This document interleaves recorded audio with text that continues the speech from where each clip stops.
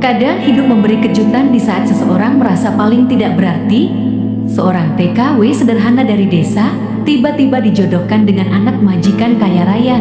Inilah cerita tentang hati yang tulus, perjuangan hidup, dan takdir yang datang tanpa permisi.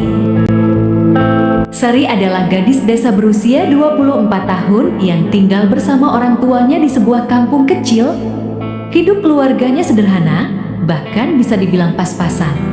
Ketika ayahnya jatuh sakit dan biaya pengobatan menumpuk, Sari memutuskan mencari jalan keluar. Pilihan itu datang saat tetangganya menawarkan pekerjaan sebagai TKW. Berat rasanya meninggalkan keluarga dan kampung halaman, namun keadaan memaksanya. Dengan hati penuh doa dan air mata, ia mengucapkan salam perpisahan. Perjalanan panjang membuat tubuhnya lelah, tapi rasa penasarannya memuncak saat mobil yang menjemputnya berhenti di sebuah rumah besar. Bukan rumah biasa, tapi seperti istana, pilar-pilar tinggi, gerbang besi otomatis, taman luas, dan kolam air mancur membuat Sari terpaku. Di sanalah ia bekerja untuk keluarga Tuan Karim, pengusaha terkenal, disegani, dan sangat kaya raya. Sari merasa seperti masuk ke dunia lain. Di hari pertamanya bekerja, Sari bertemu dengan anak kedua majikannya, Amir. Pria berusia sekitar 28 tahun itu tampan, gagah, namun wajahnya kaku. Tatapannya dingin, bicaranya singkat, dan hampir tak pernah tersenyum. Setiap kali berpapasan, Sari menunduk sopan, tapi Amir hanya mengangguk kecil tanpa ekspresi. Sari mengira laki-laki itu tidak menyukainya. Suatu hari, Sari hampir jatuh saat mengangkat kotak besar. Refleks, Amir langsung berlari dan menangkap tubuhnya sebelum menyentuh lantai. "Apa kamu baik-baik saja?" tanya Amir, suaranya terdengar khawatir. Untuk pertama kalinya, Sari melihat sisi lembut pemuda yang selama ini tampak dingin. Sejak saat itu, Sari mulai merasa bahwa Amir tidak sedingin kelihatannya. Malam itu, Amir menghampiri Sari di dapur. Ia meminta maaf karena selama ini bersikap terlalu kaku. Ia bercerita bahwa ia memang orang yang sulit dekat dengan orang baru, terutama staf rumah. "Bukan karena aku tidak suka, aku hanya tidak pintar mengekspresikan diri," katanya. Percakapan itu mengalir hangat dan menjadi awal dari hubungan yang lebih dekat. Hari-hari berikutnya, Amir semakin sering berbicara dengan Sari. Mereka membahas banyak hal. Kampung halaman Sari, makanan Indonesia, hingga musik favorit mereka. Sari merasa nyaman.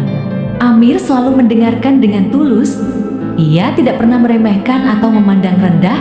Tanpa disadari, Sari mulai menunggu momen singkat untuk bisa berbicara dengan Amir setiap hari. Suatu malam, Amir pulang bersama seorang wanita cantik dan elegan. Sari melihat mereka dari kejauhan. Wanita itu tersenyum manis pada Amir, dan Sari merasakan dada kirinya sesak. Ia heran dengan dirinya sendiri. Mengapa perasaannya seperti tertusuk? Mengapa ia tak nyaman melihat wanita itu dekat dengan Amir? Ia mulai sadar. Ia menyukai laki-laki itu. Beberapa hari kemudian, Amir duduk di gazebo tempat Sari merapikan bunga. Ia bercerita bahwa wanita cantik itu bukan kekasihnya. "Keluarga ingin menjodohkan aku dengannya," kata Amir pelan. "Tapi aku menolak karena aku sudah menemukan seseorang yang membuatku merasa berbeda." Sari terdiam. Jantungnya berdetak makin cepat.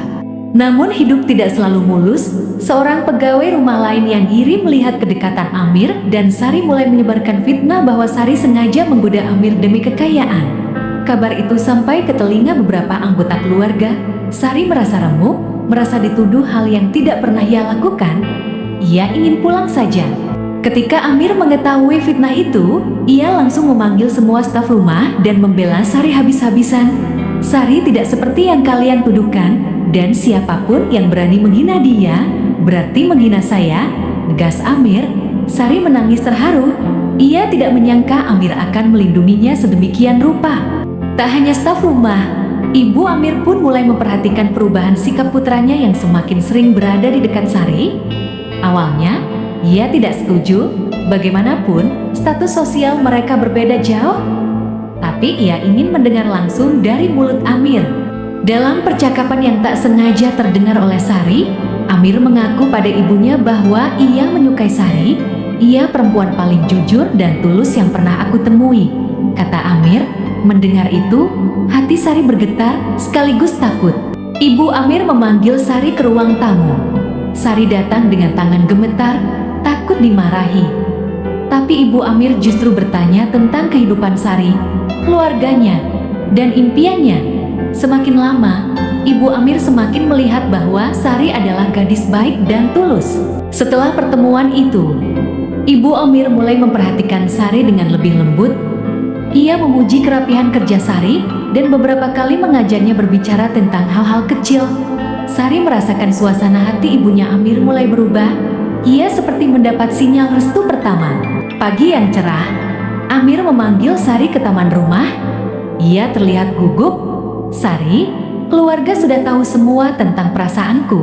Mereka setuju. Kalau kamu juga mau. Amir menatapnya dalam-dalam. Aku ingin kamu menjadi pendamping hidupku. Sari terkejut. Dunia seakan berhenti. Sari menangis pelan. Aku tidak pantas. Aku hanya TKW. Amir, katanya sambil menunduk. Amir memegang kedua bahunya. Kamu pantas. Karena aku memilih kamu bukan karena statusmu, tapi hatimu. Kalimat itu membuat seluruh keraguan Sari runtuh. Keluarga besar berkumpul di ruang utama. Tuan Karim menyatakan bahwa ia mendukung hubungan itu. Kami menghargai ketulusanmu. Sari, kau telah bekerja dengan jujur dan penuh hormat. Itulah nilai yang kami cari. Restu pun diberikan secara utuh. Pernikahan digelar sederhana namun penuh kehangatan. Sari memakai gaun putih sederhana namun anggun. Amir menatapnya penuh cinta. Saat ijab kabul berlangsung, air mata Sari jatuh. Ia tak pernah menyangka hidupnya akan berubah sedrastis ini. Sari mulai mempelajari bisnis keluarga, bahasa, dan budaya yang berbeda. Amir selalu sabar mendampingi. Setiap malam, mereka berbagi cerita, mimpi masa depan, dan rencana membangun keluarga bahagia. Dari seorang TKW sederhana, kini Sari menjadi menantu keluarga terpandang. Namun ia tetap rendah hati, tidak melupakan kampung halamannya. Kadang ia menatap langit malam dan mengingat perjalanan beratnya, lalu tersenyum. Takdir memang penuh kejutan. Terima kasih sudah menonton Kisah Dijodohkan dengan Anak Majikan. Kalau kamu suka kisah seperti ini, jangan lupa like, komen, dan subscribe agar kamu tidak ketinggalan cerita menarik lainnya. Sampai jumpa di video berikutnya. Assalamualaikum warahmatullahi wabarakatuh. Like dong!